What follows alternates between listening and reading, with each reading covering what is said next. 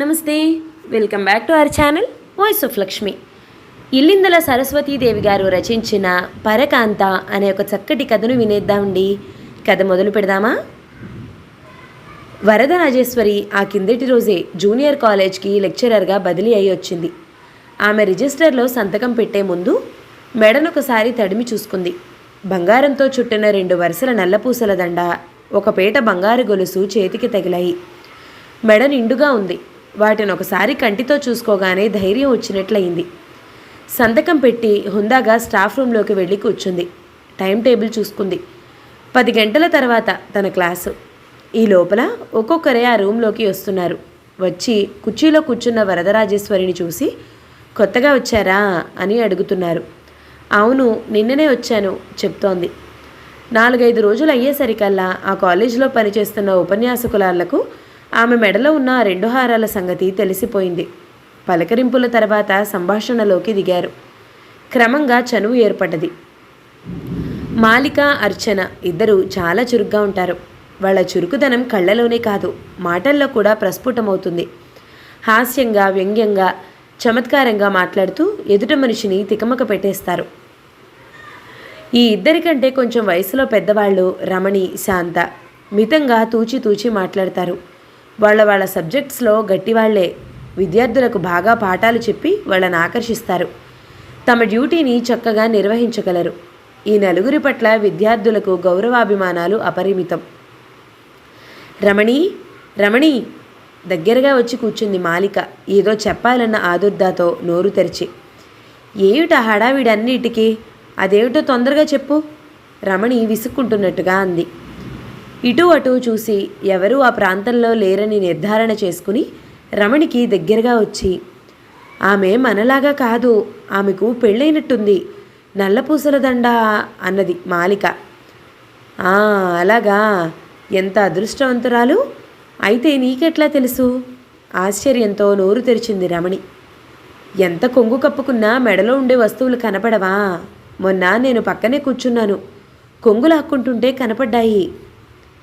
చాలా గొప్ప పరిశోధన చేసినట్టు గర్వంగా చూసింది మాలిక. ఉపన్యాసకురాళ్లంతా ఒకచోట కూర్చుని వరదరాజేశ్వరి పట్ల గౌరవభావంతో మెలిగేవాళ్ళు. తమ నలుగురిని ఒక గ్రూపు కింద ఎంచుకుని మాట్లాడేవారు. జయరాం నీరుడే ఆ కాలేజీలో ప్రవేశించాడు. అతను వచ్చినప్పటి నుంచి ఆడవాళ్లకు మగవాళ్లకు మధ్య పేతువులా మెలుగుతున్నాడు. నవ్వుతూ చనువుగా చమత్కారంగా మాట్లాడుతూ ఉంటాడు. కొత్తగా వచ్చిన లెక్చరర్ బాగా మాట్లాడుతున్నారా? మీ అందరితోనూ కలివిడిగా ఉంటున్నారా? మాలికను అడిగాడు. అతడు వరదరాజేశ్వరి వచ్చినప్పటి నుంచి ఆమెను గురించి అడిగి తెలుసుకోవాలని ఉబలాట పడుతున్నాడు. ఆమెను చూడగానే అతడి ఆలోచనలు ఎటో పోతున్నాయి. ఆమె ఉండి ఉలిక్కి పడుతోంది. ఎందుకు? ఏదో సందేహం. ఆమె చాలా మంచివారు, గర్వం అసలే లేదు, మంచి మాటకారి అన్నది కళ్ళు గుండ్రంగా తిప్పుతూ. సంతోషాన్ని ముఖం మీద కనపరిచాడు జయరాం. అంతేకాదు, పెళ్లి కూడా అయ్యిందంటో ఈ జయరాం గారు అన్నది గర్వంగా మాలిక. పెళ్లి కావటం అన్నది అపురూపము, అరుదు అన్నట్టు ముఖం పెట్టి. అలాగా, పెళ్ళయిందా? అయితే శ్రీవారు ఎక్కడున్నారు, ఏం చేస్తున్నారు? నోరు తెరుచుకునే ఉన్నాడు ఆశ్చర్యంతో. ఇప్పటికి పెళ్ళి అయిందనే తెలుసుకున్నాను, ఇంకా వివరాలు సేకరించాలి. వరదరాజేశ్వరి కాలేజీకి దగ్గరగా ఒక పెద్ద ఇంట్లో ఒక గది అద్దెకి తీసుకుంది. స్వయంగా వంట చేసుకోవటం మొదలుపెట్టింది. కావలసిన వస్తువులు ఎక్కడ దొరుకుతాయో తెలుసుకుని కాలేజ్ నుంచి వచ్చేటప్పుడే కొనుక్కునేది. ఇంటికి రాగానే ఫ్లాస్క్లో నుంచి వంపుకుని కాఫీ తాగేది. కాసేపు ఆ గదిలోనే అటు ఇటు తిరిగి వంట చేసుకునేది. తెల్లవారి కాలేజీలో చెప్పాల్సిన పాఠాలు తయారు చేసుకుని అద్దెకు తెచ్చుకున్న పత్రికలు చదువుకునేది. మా ఇంట్లో ఈవేళ మామిడికాయ పచ్చడి చేశాను, నీవు కూడా కాస్త రుచి చూడు అంటూ ఆ గదిలో అడుగుపెట్టింది ఇంటి యజమాని తల్లి ఒక ఉదయాన. పచ్చడి గిన్నె అందుకుని మూత తెరిచి వాసన చూసింది. ఇంగువ, కరివేపాకు వాసన గుమగుమలాడింది. తన తల్లి పెట్టిన పోపు జ్ఞాపకం వచ్చింది వరదరాజేశ్వరికి. ఏనాటితో ఆ రుచి, అయినా మర్చిపోలేదు. కంటిరెప్పలు టపటపలాడిస్తూ, మిమ్మల్ని చూస్తుంటే మా బామ్మ జ్ఞాపకానికి వస్తుంది, అయినా ఇప్పుడు మామిడికాయలు ఎక్కడవండి అంటూ ఆప్యాయంగా పీట వేసింది కూర్చోడానికి. పీట వంక ఓరకంటితోనూ వరదరాజేశ్వరిని ఓసారి పరిశీలనగానూ చూసిందామె. అమ్మాయి, నీ పేరేమిటో వచ్చినాడు చెప్పావు, ఈ రొట్టెల పీటేమిటి కూర్చోడానికి? నేను మంచి పీట ఇస్తాను, వాడుకో. ఇంకేదైనా కావాలంటే చెప్పు, ఇస్తాను. చిన్నపిల్లవు, ఒక్కదానువు ఉంటున్నావు, ఇబ్బంది పడకమ్మా. అన్నట్టు మామిడికాయలు ఎక్కడవని అడిగావు కదూ. అబ్బాయి ప్లీడర్ కనుక ఎప్పుడు ఎవరో ఒకరు ఏదో ఒకటి తీసుకొస్తారు. పార్టీలు ఎవరో 25 కాయలు, కిలో మంచి నెయ్యి తెచ్చారు. ఇంకా వాళ్ళ ఊళ్ళో మామిడికాయలు కాస్తున్నాయట అంటూ ఆ గదంతా పరకాయించి చూసింది. బాగానే సర్దుకున్నావు గదిని. ఈ పంపు కిందే తోముకుంటున్నావా గిన్నెలు? బాగా మెరుస్తున్నాయి. అన్నట్టు అన్నంలోకి ఏం చేసుకుంటున్నావు? గూట్లో పెట్టిన సీసాలన్నీ చూస్తూ ప్రశ్నించింది. నేనా అండి, మా వదిన అన్ని రకాల ఊరగాయలు ఇచ్చింది. పొడులన్నీ తయారు చేసి సీసాలలో పోసిచ్చింది. ఇవైపోతే వెళ్ళినప్పుడు తెచ్చుకుంటానండి. ఆనాడు ఆదివారం కాఫీ తాగి తీరికగా కూర్చుంది వరదరాజేశ్వరి. ఆమె ఆప్యాయంగా మాట్లాడుతుంటే ప్రాణం లేచొచ్చింది. తన బామ్మ ఇలాగే ఉండేది. తను పెద్ద మనవరాలు. ఆమె కొడుక్కు చెప్పి తన పేరే పెట్టించుకుంది. ఆపేక్షతో వరద అని పిలిచేది. తన మీద ఈగ వాలనిచ్చేది కాదు. మిమ్మల్ని చూస్తుంటే మా బామ్మ జ్ఞాపకం వస్తుంది అన్నది పక్కగా కూర్చుని మళ్ళీ. నీకు బామ్ముందా? అయితే నన్ను అలాగే పిలు. ఇప్పుడు మీ బామ్మ బాగా తిరుగుతుందా? అసలు ఏ ఊరన్నావు మీది? కొంగు సవరించుకుంటూ అడుగుతుందామె. మా బామ్మ నాకు 10 ఏళ్ళప్పుడు పోయిందండి. మా వాళ్ళది ఏలూరు. అలాగా, అత్తవారే ఊరు? వరదరాజేశ్వరి మెళ్ళో నల్లపూసలు చూసి అడిగింది. ఉలిక్కి పడ్డది వరదరాజేశ్వరి. అవును, అవి షాప్లో కొనుక్కుని మెడలో వేసుకుంది. కానీ వాటి బాధ్యతలను తను అహర్నిశలు జ్ఞాపకం ఉంచుకుని మెలగాలన్నమాట ఇంకా బాగా అలవాటు కాలేదు. అత్తవారిది కంకిపాడు అన్నది సర్దుకుంటూ. అతడేం పని చేస్తాడు? ఎక్కడున్నాడు? ఆయన నేను చేసే పనే చేస్తారు. మరి ఇద్దరూ ఒకే చోటు ఉండకుండా ఏమిటి? ఆయన ఉన్న చోటుకి బదిలీ చేయించుకోలేకపోయావా? ఎంత ప్రయత్నం చేసినా కాలేదండి. సెలవుల్లో నేను వెళతాను. ఎందుకు ఈ ఉద్యోగం? హాయిగా అతడి దగ్గరుండక నవ్వింది వరదరాజేశ్వరి. ఆ మరనాడు కాలేజీలో మాలిక పట్టుకుంది. అక్క అంటూ వరుస కలిపింది. ఊరు పేరు అన్నీ వివరంగా అడిగి తెలుసుకుంది. తొణగకుండా అడిగిన దానికి జవాబు చెప్పింది వరదరాజేశ్వరి. అక్క, నిన్ను ఇంత పెద్ద పేరుతో పిలుస్తారా ఇంట్లో? మా బావగారు చిన్నగా ముద్దుగా పేరు పెట్టలేదు? మాలిక మరీ చనువైపోయి అన్నిటికీ ఎగతాళి హేళన చేస్తుంది. మా వాళ్ళింట్లో నన్ను వరద అని పిలుస్తారు, అలాగే అందరూను. మాలికకు వరద అని పిలవటంలో ఎంతో సంతోషం కలిగింది. అందరికీ చెప్పేసింది ఆ సంగతి. ఒక్కొక్క రోజు వరదకు ప్రాణం గడగడలాడిపోతుంది. ఎక్కువ మాట్లాడకుండా ముభావంగా ఉండటానికి ప్రయత్నిస్తుంది. కానీ ఆమె స్వభావానికే విరుద్ధమైనదది. దసరా సెలవులకు వరద ప్రయాణమైంది. అమ్మాయి, మీ ఆయన దగ్గరికి వెళ్తున్నావా? అవును బామ్మగారు అంటూ నవ్వింది. వెళ్ళిరా, ఈసారి ఆయనను ఈ ఊరు రమ్మను అన్నది. తల ఆడించింది మాట్లాడకుండా. వెళ్ళగానే అన్నగారు విశ్వం ఆ ఊరి విశేషాలన్నీ అడిగి, ఎలా ఉందిప్పుడు అన్నాడు. బాగానే ఉంది, ఇంకా బాగుండడానికి ప్రయత్నిస్తున్నాను. వరద, అమ్మ కనుక బ్రతికుంటే ఎంత బాధపడేదో. పెళ్లి కాకుండా ఈ నల్లపూసలు మంగళసూత్రాలు పెట్టుకున్నావు. మరి నీ ఖర్చులు పోను ఇంకా 3000 అయితే సరిపోతుంది మనం అనుకున్న దానికి. మొన్న సురేష్ వచ్చినప్పుడు మాఘమాసంలో లగ్నం పెట్టిస్తానన్నాను. నీకు ఇష్టమే కదూ? ఆమె ముఖంలోకి చూశాడు. కళ్ళు చెమ్మగిల్లటం అన్న చూడకుండా ఉండాలని తలదించుకుంది వరద. వదిన నీలవేణి వరదను కూతురిలా చూసుకుంటుంది. ఆడపడుచు పెళ్లి చేయకుండా కాలం గడుపుతున్నాడని విశ్వాన్ని మందలిస్తూ ఉంటుంది. సెలవుల్లో ఆనందంగా గడిపి కాలేజీకి వచ్చిన వరదను చూసిన మాలిక ఆటలు పట్టించడం మొదలుపెట్టింది. అక్క, నీవు మా బావగారు తీయించుకున్న ఫోటో నాకు చూపించవా? వెంట తెచ్చుకోలేదు మాలిక, ఈసారి తీసుకొస్తాను. అదేమిటి? పోనీ నీ పర్సులో ఉన్నదైనా చూపించు బావగారిది. నాకు పర్సులో పెట్టుకునే అలవాటు లేదు. ఈసారి వెళ్ళినప్పుడు తెస్తానుగా. చూడు శాంత, రమణి, నీవైనా చెప్పు. ఏమిటి అంతగా దాచుకుంటుంది ఎవరికి చూపించకుండా? మనకు బావగారివేవైనా సంగతులు చెప్పి నవ్వించకూడదు? అందరూ నీలాగా బడబడా వాగుతారా ఏమిటి? బావగారి సంగతి అడిగితే చెప్తారా? మందలిస్తూ ప్రోత్సహించింది అర్చన. సమయం దొరికినప్పుడల్లా వరదను పీడిస్తూనే ఉంది మాలిక. సాయంకాలం ఇంటికి వెళ్ళేటప్పుడు జయరాం మెట్ల మీద నిలబడ్డాడు. అతడు ప్రతిరోజు ఇంటికి వెళ్ళేటప్పుడు వేణుగోపాల్ కూడా వస్తాడు. మాలిక అర్చనలకు మధ్య వరద గేటు వైపు నడుస్తోంది. ఆమె ముఖం చూసిన వాళ్లకు ఎన్నో వ్యధలు ముఖం మీదనే కనిపిస్తాయి. పాపం అనుకుంటారు. పెళ్ళైన తర్వాత విడివిడిగా ఉద్యోగరీత్యా ఉండవలసి వచ్చినందుకు వరద విచారంగా ఉంటుందని అందరూ అనుకుంటారు. అలా అనుకోవడానికి సగం కారణం మాలిక. కానీ జయరాం మనసు అలా అనుకోదు. ఆమెను చూసిన అతడికి ఎన్నో రకాల ఆలోచనలు పోతూ ఉంటాయి. ఆయన దూరంగా ఉంటే ఇంత విచారపడాలా అంటుంది అతడి మనస్సు. ఏమండి మాలిక గారు, ఈసారి కాలేజ్ డేకు మంచి ప్రోగ్రామ్స్ ఏర్పాటు చేయండి మీరంతా కలిసి అంటూ మాట కలిపి ఆమె వరదను గురించి ఏమైనా చెప్తుందేమోనని కదిలిస్తాడు. అనుకున్నట్టుగానే ఏవేవో చెప్తూనే ఉంటుంది మాలిక. ఫిబ్రవరి నెలలో తన దగ్గరున్న డబ్బంతా చేత పట్టుకుని వారం రోజులు సెలవు పెట్టి ఇంటికి బయలుదేరింది వరద.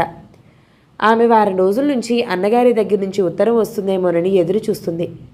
సెలవు ముందుగానే ఏర్పాటు చేసుకున్నది కనుక ఉత్తరం రాకపోయినా బయలుదేరింది.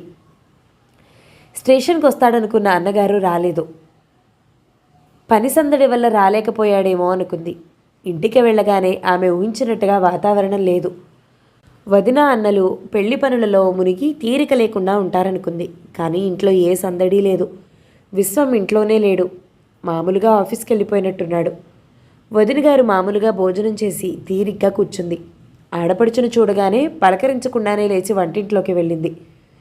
సూట్ కేస్ కింద పెట్టి లోపలికి నడుస్తూ అన్నయ్య లేడా వదినా అంటూ తనే పలకరించింది వరద. మామూలుగా ఆఫీస్కి వెళ్ళారు, కాళ్ళు కడుక్కురా, భోజనం చేద్దు గాని. భోజనం చేస్తూ వదిన ముఖంలోకి చూసింది వరద. వరద చూపులను తప్పించుకుంటూ లేచిందామె. వదినా, నీ కొంట్లో బాగలేదా, అట్లా ఉన్నావేం? వరదను చూడగానే ఆప్యాయంగా పలకరించే వదిన ఈవేళ మూగనోవు పట్టిందా? ఏమైంది వేళ, అంతా కొత్తగా ఉందేమిటి అనుకుంటోంది వరద. ఆమె అట్లా మాట్లాడకుండా ఉండేసరికి వరదకు కన్నీరు ముంచుకుని వచ్చింది. కడుపులో ఏదో సలసల మరిగి తెరులుతున్నట్లయింది వదినకు. అంత దూరం నుంచి పడుతూ పడుతూ బస్సులో వచ్చావు, కాసేపు విశ్రాంతి తీసుకో అంటూ వదిన వరదకు మంచం వేసే నెపంతో అక్కడి నుంచి కదిలింది. వరదకు అంతా అయోమయంగా ఉంది. మంచం మీద పడుకుందన్న మాటే కానీ ఏవేవో ఆలోచనలు చుట్టుముట్టాయి. సురేష్ అన్నట్టుగా రాలేదా? అతడికి ఏదైనా ఇబ్బంది వచ్చిందా? బస్సులో ప్రయాణం చేసి వచ్చిన వరదకు అలసటతో కళ్ళు మూతలు పడ్డాయి. తిరిగి ఆమెకు అన్నావదిన మాటలతో మెలకు వచ్చింది. పాపం, పడుతూ పడుతూ బస్సులో ఎండలో పడొచ్చిందండి. ఎంతో ఆదుర్దా పడుతూ అన్నయ్య లేడా వదినా అంది.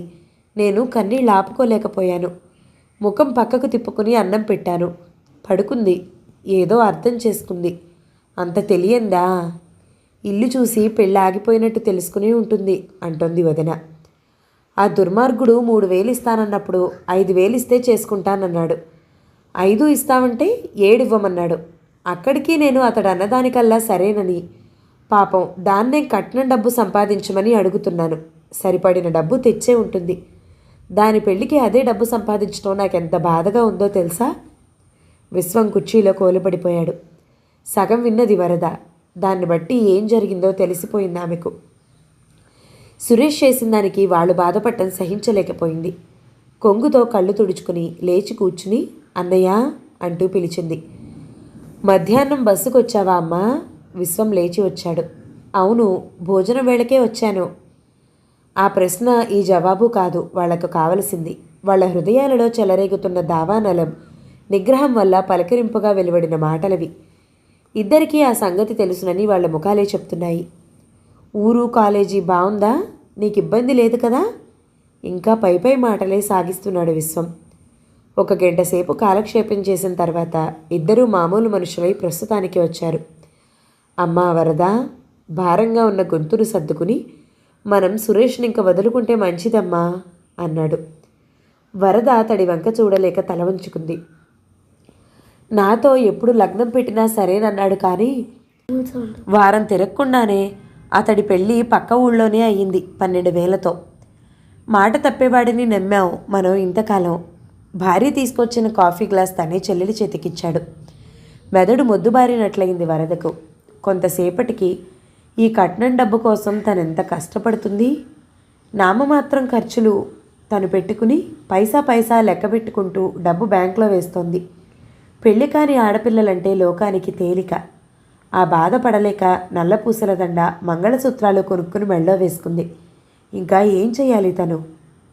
కాఫీ తీసుకోవరదా, చల్లారిపోతోంది, విశ్వం హెచ్చరించాడు. ఆ రాత్రి ఎవరూ ఆమెను పలకరించలేదు. మాట్లాడకుండా భోజనం చేసి పడుకుంది. మరునాడు విశ్వం ఆఫీస్కి వెళ్ళే సమయంలో, అన్నయ్య, ఇదిగో డబ్బు, బ్యాంకులో వెయ్యి, 10 గంటల బస్సులో వెళ్ళిపోతాను. 100 రూపాయల నోట్ల కట్ట అతడికి అందించింది. సరేనమ్మా, అతడవి అందుకుని పక్కకు తిరిగి కన్నీళ్లు తుడుచుకున్నాడు. మళ్ళీ మామూలుగా కాలేజీకి వెళ్ళటం, విద్యార్థులకు పాఠాలు చెప్పడంలో మనసు మళ్లించి తిరుగుతోంది వరద. ఏమంటున్నారు ఉపన్యాసకురాళ్ళు అంటూ పలకరించాడొకనాడు మాలికను జయరాం. చిన్నపిల్లలా కిలకిలలాడుతూ కబుర్లు చెప్పే మాలిక అంటే అక్కడ అందరూ తమ చెల్లెలే అనుకుంటారు. పసిబిడ్డ హృదయం గల మాలిక అందరి కబుర్లు చెప్తూ ఉంటుంది. ఆనాటి కబుర్లలో ఊరు నుంచి తిరిగి వచ్చిన వరదను గురించి, శ్రీవారు విదేశాలకు వెళ్తారట, సాగనంపి వచ్చిందట, అందుకని మా వరద మనస్సు ఆయన వెంట వెళ్ళిపోయింది. కళ్ళు మూసుకుని విద్యార్థులకు పాఠాలు చెప్పే వరద తిరిగి వచ్చింది. అసలే ఎక్కువ మాట్లాడుతూ ఇప్పుడు అసలే మాట్లాడదు అంటూ చెప్పింది చేతులు తిప్పుకుంటూ. మీరంతా కబుర్లు చెప్పి ఆమెకు కాలక్షేపం కలిగించకూడదు అన్నాడు జయరాం. ఆ మాట అప్పుడే మర్చిపోయి కబుర్లలోకి దిగింది మాలిక అతడితో. మాలిక కోసం అటుగా వచ్చిన అర్చన ఈ కబుర్లన్నీ వింది. ఆమె మాటల్లో మాలికకి ఏమీ తీసిపోదు. కానీ వాగుడుకాయలా అందరి మాటలు పట్టించుకుని ఎక్కడ పెడితే అక్కడ వాగదు. అందుకని మాలిక అని ఒక కేక పెడుతూ ఉంటుంది. అర్చనకు వరద ఎందుకట్లా ముఖం చిట్టించుకుని తిరుగుతుందో ఇప్పుడు అర్థమైంది. పాపం వరద అనుకుంది మనసులో. వరద తన వెనకాలే వస్తున్న అర్చనను చూసి, మీ ఇంటికి దారి అటన్నారు కదా అంది నవ్వుతూ. ఈవేళ మా ఇంటికి దారి ఇటువైపు. ఆహా! ఆమె తనను కలుసుకునే వరకు ఆగి అడుగులేస్తూ, పిలవకుండానే నా కోసం మా ఇంటికి వస్తున్న చెల్లెలికి కప్పు కాఫీ మాత్రమే దొరుకుతుంది అంటూ భుజం మీద చెయ్యేసి తీసుకువెళ్ళింది. అర్చన ఆమె గదిని ప్రతి అంగుళము పరీక్ష చేసి వదిలిపెట్టింది. కాఫీ ఇచ్చేలోపుగా ప్రతి పుస్తకము తిరిగేసింది. మీకంత దిగులుగా ఉంటే మా ఇంటికి వచ్చి 2 రోజులు ఉండకూడదు? కాఫీ కప్పు కింద పెట్టి వరద భుజం మీద చెయ్యేసింది అర్చన. మీరు రాకూడదు, మనిద్దరం ఇక్కడ హాయిగా ఉండొచ్చు, ఇద్దరం కలిసి కాలేజీకి వెళ్ళొచ్చు అన్నది వరద. ఇద్దరూ కబుర్లు చెప్పుకుంటూ భోజనం చేస్తూ ఉండగా ఊరగాయలు, పచ్చళ్ళు, వడియాలను గురించి తన వదిన ఇంటి యజమాని తల్లి ఎప్పుడెప్పుడు ఇచ్చినది చెప్పి వర్ణించడం మొదలుపెట్టింది వరద. అయితే మా బావగారు తిరిగి ఎప్పుడొస్తారు ఉన్నట్టుండి ప్రశ్నించింది అర్చన. వారికి ఇక్కడ రావాల్సిన ప్రమోషన్ రాలేదు, అందుకు వెళ్ళారు. బహుశా నన్నే రమ్మంటారేమో 1-2 ఏళ్లలో అన్నది కళ్ళు దించుకుని. అయితే మా అక్కకు విదేశీయానం ఉందన్నమాటే. చప్పట్లు కొడుతూ గంతులేసింది అర్చన. మళ్ళీ అంతలోనే అడిగింది, మా బావగారు తరచుగా ఉత్తరాలు రాస్తూ ఉంటారా వరద? ఎన్నాళ్ళకోసారి రాస్తారు చెప్పు? వరదకు ఈ ప్రశ్నలన్నీ ఎంత ప్రాణాంతకంగా ఉన్నా నిబ్బరంగా జవాబులిస్తుంది, సహజంగా నటిస్తుంది. విశ్వం చెల్లెలికి రాసే ఉత్తరాలు జాగ్రత్తగా కాలేజ్కి అడ్రస్కే రాస్తూ ఉంటాడు. వరద చదువుకుని వెంటనే చించి బుట్టలో పడేస్తుంది. విశ్వం చెల్లెలికి సంబంధాలు చూడటం మానలేదు. హరికృష్ణ సంబంధం ఇటీవల చూశాడు. అతడు వరదను ఎప్పుడో చూశాడట. ఆమెకు సంపాదన ఎంత ఉన్నా 10,000 కావాలట. ఆమె అకౌంట్లో ఉన్నది 9. అన్నగారు ఖర్చులు పెట్టి పెళ్లి చేసినా ఇంకొక 1000 తక్కువ అవుతుంది. ఈ విషయాలు ఆమె నొచ్చుకోకుండా లౌకికంగా ఉత్తరం రాశాడు విశ్వం. స్టాఫ్ రూమ్లో కూర్చుని ఆ ఉత్తరం చదువుతున్న వరద ముఖం పాలిపోయింది. ఇట్లా ఇది ఎన్నవది? తక్కువ పడ్డ 1000 రూపాయలు సంపాదించేటప్పటికీ ఆ సంబంధం తప్పిపోతుంది. కట్నాల పరుగు పందెంలో తను ఓడిపోతోంది. ఈ ఆలోచనలతో ఆమె దేహంలోని రక్తమంతా నీరైనట్లుగా ఉంది. నీరసం ఆవహించింది. ఆమెకు క్లాసున్నట్టు తటాలున స్ఫురించింది. నిద్ర నుంచి లేచినట్టుగా పుస్తకాలు చేతపట్టుకుని క్లాస్కి వెళ్ళిపోయింది. 10 రోజుల తర్వాత స్టాఫ్ మీటింగ్ అయింది. అందరితో పాటు తెచ్చిపెట్టుకున్న ఉత్సాహంతో మసులుకుంది వరద. అర్చన, మాలిక, జయరాంలు ఆమెను ఆనాడే కొత్తగా చూస్తున్నట్టు చూశారు. ఆమెను కొత్త కోణంలో నుంచి చూస్తూ మాట్లాడటం మొదలుపెట్టారు. ఎగతాళి, హాస్యం పాళ్ళు అర్చన, మాలికల మాటల్లో మామూలుగా కంటే ఎక్కువగా పొంగాయి. వరదకు కళ్ళనీళ్ల పర్యంతమైంది. ఆ మరునాడే రమణి ఇంట్లో అల్పాహార విందు అందరినీ ఆహ్వానించింది. పావుగంట వేళ తప్పించి వెళ్ళిన వరదకు జయరాం అక్కడే ఒక్కడే కుర్చీలో పేపర్ చదువుకుంటూ కనిపించాడు. రమణి తల్లితో వంటింట్లో గారెలు చేస్తూ వరదను కూర్చోమని చెప్పి లోపలికి వెళ్ళింది. ఇదిగో మీరు స్టాఫ్ రూమ్లో పారేసుకున్న ఉత్తరం వరద చేతిలో పెట్టాడు జయరాం. వరదకు ఒళ్ళంతా కంపించింది. నోట మాట రాలేదు. పిచ్చి చూపులు చూడటం మొదలుపెట్టింది. భయపడకండి వరద గారు, ఈ ఉత్తరం ఎవరూ చూడలేదు. నా కంటపడడానికి మీ గది ఊడ్చే నౌకర్ కారణం. దీన్ని బాగా చదివితే కానీ ఈ ఉత్తరం మీదని నాకు తెలియలేదు. సామాన్యమైన దానికి మీరింత బాధపడటం దేనికి? మీ సమస్యను నేను అర్థం చేసుకున్నాను. మీతో మాట్లాడాలంటే నాకు దారి దొరక్క ఈ ఉపాయం ఆలోచించాను. నేను మీకు నచ్చానా? ముందా మాట చెప్పండి. వరద పట్టుబడిన దొంగలా చూసింది. తను కల్పించిన వాతావరణం కాసేపటిలో మంచులా కరిగిపోయింది. తలెత్తలేకపోయింది. అందరూ ఏమనుకుంటారన్న బాధ ఎక్కువైంది. సరే, మీకు ఇష్టమైతేనే సుమండి. ఒక మాట, ఇది మనిద్దరిలోనే ఉంచండి. అలా అపరాధినిలా చూడకండి, మామూలుగా ఉండండి. రమణి మరో పావుగంటకు కానీ కాఫీ టిఫిన్లు తీసుకురాలేదు. అర్చన మాలిక ఏరి? ఏమిటి ఆలస్యం?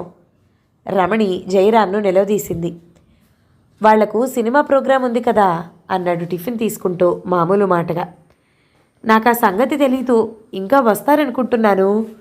వచ్చిన ఇద్దరికి కాఫీ టిఫిన్లు ఇచ్చి ఒక్కపొడి డబ్బా బల్ల మీద పెట్టింది రమణి. అలా మాట్లాడకుండా కూర్చున్నావేమిటి వరద? నిన్ను వాళ్ళ సినిమా ప్రోగ్రాంలో కలుపుకోలేదా? వరదకు దగ్గరగా వచ్చి కూర్చుంది రమణి. సినిమా సంగతి నాకు తెలీదు. చాలామంది ఫ్రెండ్స్ ఈ హాల్ నిండా వస్తారనుకున్నాను. ఎందుకో వరద సరిగా మాట్లాడలేకపోతుందని రమణి గ్రహించింది. ఈవేళ ఇలా ఉన్నావేం? ఒంట్లో బాగాలేదా? అబ్బే, బాగానే ఉన్నాను, సర్దుకోబోయింది వరద. 6 గంటల సుమారుకు జయరాం వెళ్ళిపోయాడు. ఆ తర్వాత వరద బయలుదేరింది. ఆ రాత్రి ఎంత అణిచిపెట్టుకుందామన్నా ఆందోళన తగ్గలేదు. ఏదో అపరాధం చేసినట్టు గుండె గబగబా కొట్టుకోవటం మొదలుపెట్టింది వరదకు. తడబడుతూ కాలేజీకి వెళ్ళింది. ఎవరిని చూడాలన్నా బిడియంగా ఉంది. తల ఎత్తలేకపోతోంది. తనెందుకట్లా తన చుట్టూ పరిధులను ఏర్పరచుకుంది? అటువంటి వాతావరణాన్ని ఎందుకు కల్పించుకుంది? లోకం కోసం. లోకం పెళ్లికాని ఆడపిల్లలను చూసి ఊరుకోదని భయపడ్డదా? అవునని గుండె కొట్టుకుంటోంది. అయితే పెళ్ళైన గుర్తులు కొట్టొచ్చినట్టు మెళ్ళో కనపడుతుంటే వచ్చే వరుడు ఏమనుకుంటాడు? తను రెండోవాడనుకుంటే? తను చేసిన పిచ్చి పనిని ఎగతాళి చేస్తూ కొట్టిపారేసిన జయరాం సహృదయుడుగా కనిపించాడు వరదకు. అతడి మీద ఎనలేని గౌరవం కలిగింది. మరునాడు జయరాం కలిసినా మాట్లాడే అవకాశం కలగలేదు. 3వ నాడు సెలవు పెట్టి మంగళగిరిరా, నీకిష్టమైతే మనం దేవుడి గుడిలో పెళ్లి చేసుకుని ఆ పైన రిజిస్టర్ చేయించుకుందాం. మరో మాట, మనం ఇంకా ఈ ఊళ్ళో ఉండొద్దు, ఇంకొక ఊరికి బదిలీ చేయించుకుందాం అంటూ జయరాం దగ్గర నుంచి వచ్చిన ఉత్తరం వరదకు అందింది. ప్రాణం పోతుందనుకున్న బాధ నుండి విముక్తి పొందినట్లు అనిపించింది. ఆనందపు టంచుల దగ్గర తానున్నట్లు అనిపించింది. వెంటనే అన్నగారిని మంగళగిరి రమ్మని టెలిగ్రామ్ ఇచ్చి బయలుదేరింది.